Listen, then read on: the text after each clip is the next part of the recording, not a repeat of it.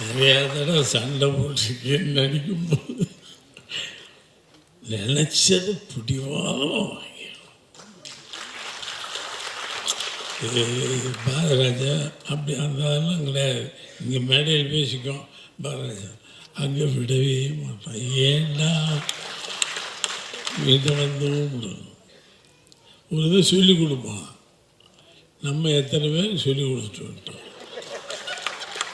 60 வருஷமாக நான் சொல்லிக் கொடுத்துருக்கேன். இவன் சொல்லுவான், நான் செஞ்சு காட்டுவேன். தலையை சொல்லிவிட்டு மறுபடியும் என்னையா சொல்கிறான், நமக்கு கஷ்டம். மறுபடியும் கேட்டு வரும், இல்லை நீங்கள் ரொம்ப கொலாப்ஸ் ஆகி படுத்துருக்கீங்க.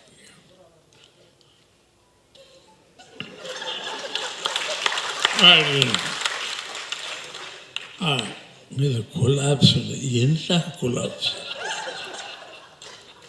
அவன் அதுக்கு மேலே எதிர்பார்க்குறான். என்னதோ காமெடி சென்ஸ் எப்படின்னு தெரியும், ஆனால் சமீபத்தில் அவங்களுடைய காஸ்டியூம் சென்ஸ் வேறு லெவலில் போயிட்டு இருக்கு சார். எனக்கு தெரிஞ்சு விஜய் தேவர்கொண்டா சார்க்கே டஃப் கொடுத்துட்ருக்கீங்க காஸ்டியூமில். அந்த அளவுக்கு வேறு லெவலில் பண்ணிட்டு இருக்கீங்க சார்.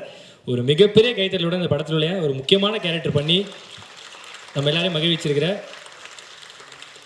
இயக்குனர் இமயம் பாரதிராஜா சார் அவர்களை பேசுவதற்காக பணிவன்புடன் மேடை கழிக்கிறோம்.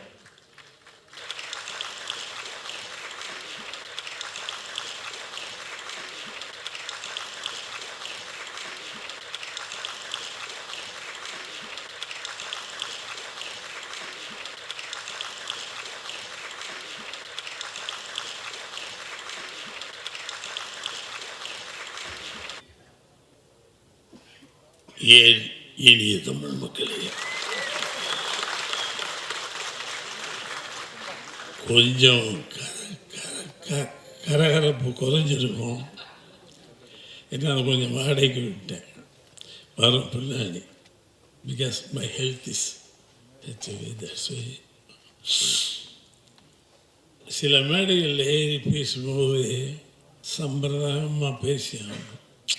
ஏன்னா ஒரு மேடை நாகரிகங்கிறது யோசித்து என்ன பேசலாம். இந்த மேடை அப்படி அல்ல. இது எனக்கு ஒரு சினிமா எல்லாமே எனக்கு ரொம்ப வேண்டியவை. என்னை காட்டின வயசில் கம்மி, அதனால தான் அவங்கன்ட்டேன். I love all this all. GV you are lucky. இவ்வளோ பேர் பெரிய டைரக்டர் மேடையில் உட்காந்துருக்காங்க. சங்கர் உனக்காக வேண்டியும் ஜீவிக்காக வேண்டி வந்த கூட்டம் இல்லை. அவன் எவ்வளவு ஜென்யூனாக இருந்திருந்தால் இத்தனை பேர் இந்த மேடையில் வந்து பாருங்க. சாதாரண நாட்களாக உட்காந்துரு கும்பரம் ஜாம்பவான் பெரிய பெரிய ஆட்கள். இவனும் ஜாம்பவான் தான்.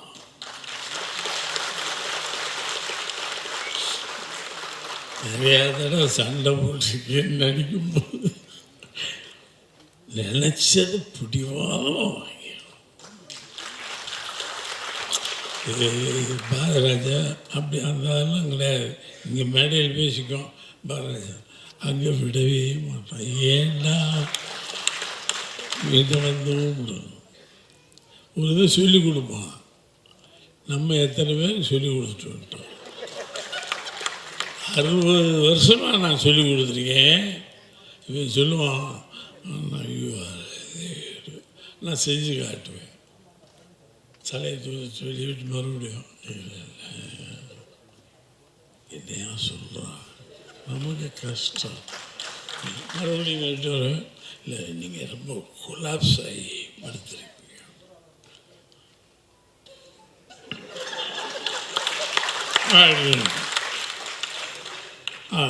இது கொலாப்ஸ் இல்லை, என்ன கொலாப்ஸ்?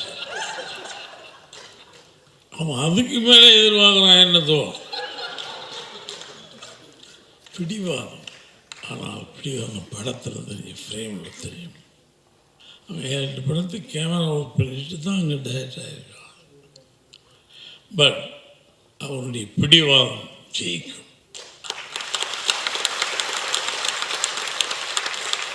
Very lovable fellow. ரொம்ப நம்பி போய் அவன் கை கட்டுறதை நம்பவே கூடாது. இந்த எப்படின்னும் பொய். இதை நம்பி அடிட்டு கையெல்லாம் கட்டிட்டாருன்னு சொல்லுவீங்க, விட மாட்டான். கடைசி வரைக்கும் டப்பிங்கில் போட்டா இருப்பான். ஏண்டா நடிக்கவும் தோன்றும். ஏன்னா நம்ம வேறு பெரிய ஜாமான்னு நினச்சிட்டு இருக்கோம். அங்கே தான் தெரியும் மகாராஜா இன்னும் ஒன்று போனது இல்லை, கொஞ்சம் கற்றுக்க. சக்ரி சங்கர் தான் அந்த படத்துடைய நாயகன். சாரி,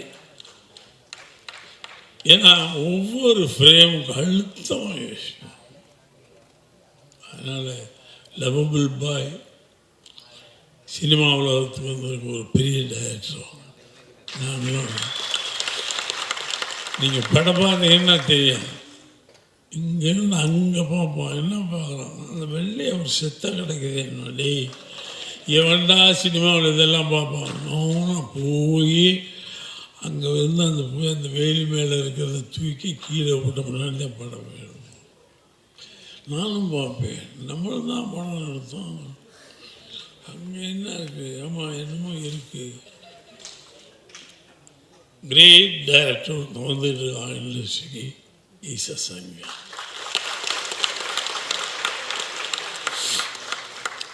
இவனை எத்தனை மேடம் போட்டு பேசினாலும் கூட தங்கும். அந்த மண்ணேறணும். அந்த என்ன ஊர், அதெல்லாம் என்ன ஊர், கடம்பூர். அவன் அந்த ஏரியா பழகம் தண்ணி அத்துப்படியும் எனக்கு. அதனால் இவன் எல்லாத்தையும் கரைச்சி குடிச்சிட்டு எங்களை போட்டு கரைக்கிறான். அதில் போட்டு வேறு வழி இல்லாமல் நானும் கரைச்சி பார்த்துட்டு, Bharathiraja accept you are fail in Shankar. அடுத்து நம்ம ஆளுக்காரு என் பிள்ளை செல்லம். யாரு என் செல்லம்? யாரு எது? உதப்பண்ண அவன் தான் என் செல்லன்னு சொல்லுவேன். ஒரு அற்புதமான கடவுள் சிலருக்கு தான் இவன் வயசுக்கான மியூசிக்கா. ஒரு மியூசிக்கு அனுபவங்கள்.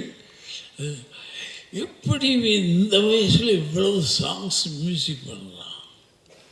சரி, அதில் தான் மண்ணை துளைக்கிறேன். பல பேர் வாழ்க்கையில் மன்னப்படம் வந்திருக்கான், நடிக்கிறான். நான் மேடைக்கு வந்தால் கொடுக்க வேணாமா?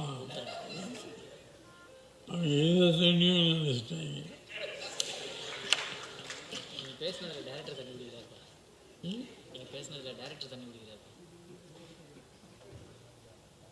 இவன் நீதான் நல்ல கம்பெனி எனக்கு இந்த படத்தில். இவெல்லாம் யாருன்னு அப்புறம் தான் தெரியும். டிவியில் கலக்கலன்னு கலக்குவானா, அங்கே போயிருந்து தான் தெரியும். எனக்கு ஜீவி எனக்கு ரொம்ப நாளும் என்ன ஆகணும், கடவுளுடைய செல்ல குழந்தைன்னு சொல்லுவேன். அவன் ஏஜுக்கு கம்போசிங் ரெடிதான். ஓகே, அவன் எழுதுவான். இதில் நடிச்சிருக்கான் பாருங்க. ஐயோன்னு யோசித்தேன். ஆனால் விடலை. நானும் ஈக்குவலாக இருந்துச்சு. இவனா அந்த பொண்ணு ஒரு அற்புதமான பொண்ணு. ஒரு நாள் மிரட்டி விட்டேன். இது பாட்டுக்கு வரும், என்கிட்ட போயிட்டே இருக்கோம். ஒரு நாள் அது பாட்டுக்கு போச்சுங்களா, என்ன அவன் பாட்டுக்கு போகிறேன், மரியாதை இல்லையா? பெரியவங்க முன்னாடி எப்படி போட்டோம் இல்லை, அன்னைக்கு இருந்தால் குட் மார்னிங் சொல்லுவோம்.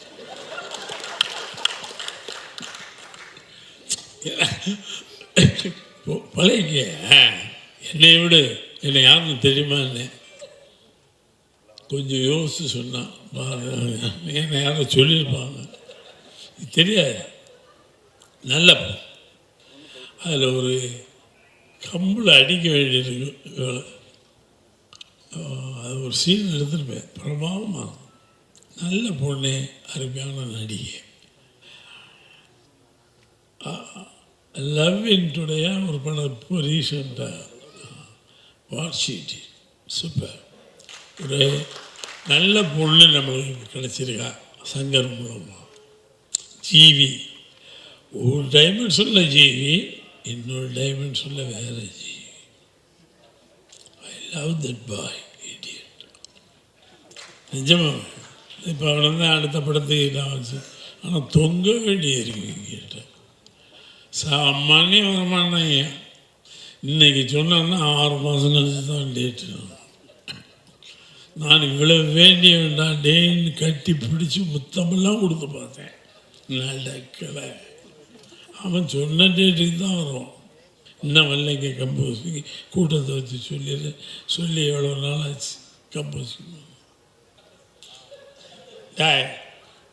அவன் கம்போஸிங்காக வேண்டி வச்சுருக்கேன் படத்தை. சச் எ கிரேட் லவபிள் பாய். நல்ல கலைஞன் கிடைக்கிறது ஈஸி, நல்ல மனித உள்ளம் கிடைக்கிறது ஐஜி.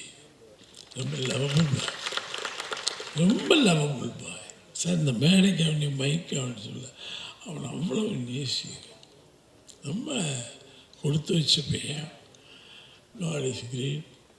உனக்கு பெரிய வாழ்க்கை இருக்கிறா. இதுக்கு மட்டும் இல்லை, இன்னும் போய்கிட்டே இருப்பேன். அது உண்மை. இவ்வளவு இயக்குனர் இந்த மேடையில் உட்கார்ந்து உன்னை பாராட்டுறாங்க, நினச்சி பாரு. அதுக்கெல்லாம் கொடுப்பிட வேணும். நானும் டைரக்டரானே கூட என்னை நீங்களாம் பாராட்டும் போது நான் சும்மா என்ஜாய் பண்ணி தெரியாத மாதிரி காட்டிக்குவேன். அப்படிதான் இருக்குவேன். ஏன்னா அது இல்லை, நம்ம லைஃப் இல்லைடா. இப்போ பாரதராஜன் போது நம்ம ஒன்றுமே தெரியாத இடியட் மாதிரி எப்படி உட்காந்து, ஆனால் உள்ளே என்ஜாய் பண்ணிக்குவேன்.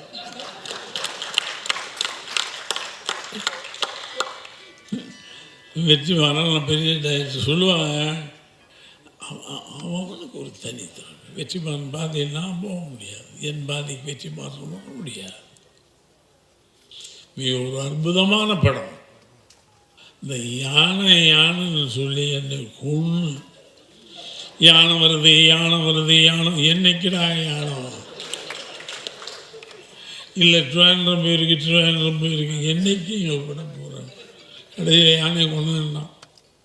யானையை கொண்டு வந்து சும்மா நீங்கள் உட்காருங்க, உங்களை யானை இடிக்க. இதே நான் என்னடா பாவம் பண்ணேன். இல்லை சீன் அந்த மாதிரி நீங்கள் இப்படி திரும்புவீங்க, அந்த யானை வந்து உங்களை மிதிக்குமா? இல்லை அதுக்கு நான் டம்மி வச்சுருவேன். அது வரைக்கும் வருதில்லை, பக்கத்தில் வரும்போது பயமாக இருக்குது அந்த யானை வரும்போது. அப்புறம் கேட்ட சங்கர் பழி வாங்குறேன்.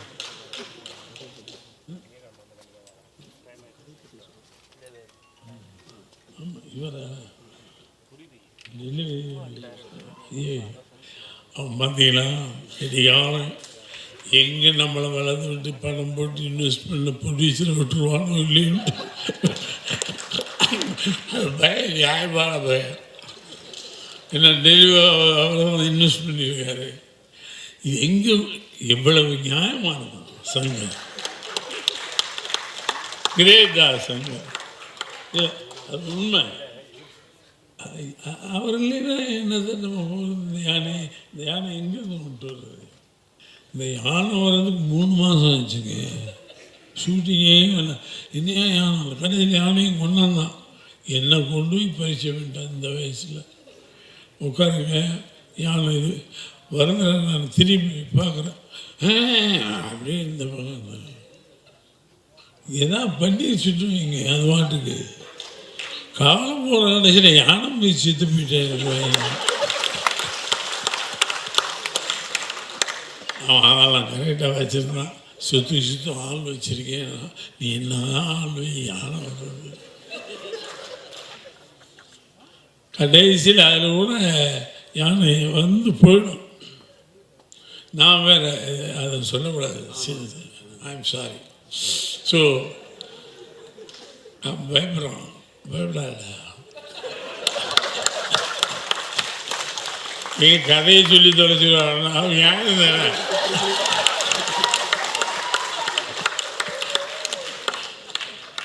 ரொம்ப அருமையான படத்தில் நான் இருக்கேன். சங்கர் படத்தில். இனிமேல் கூப்பிடுவானோ இன்னும் எனக்கு தெரியாது. ஆனால் கூப்பிடுவான். இப்படி மேடை வச்சு ஏதாவது பேசி தொலைச்சா நான் கூப்பிடுவோம். பயந்துட்டு ஒரு அற்புதமான படம், அற்புதமான director, heroine, hero, they are coming to the scene.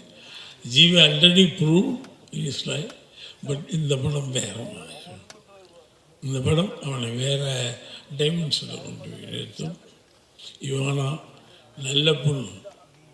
நம்மளுக்கு அங்கேருந்து வந்து கேரளாவிலேருந்து ஒரு படம் பாருங்க.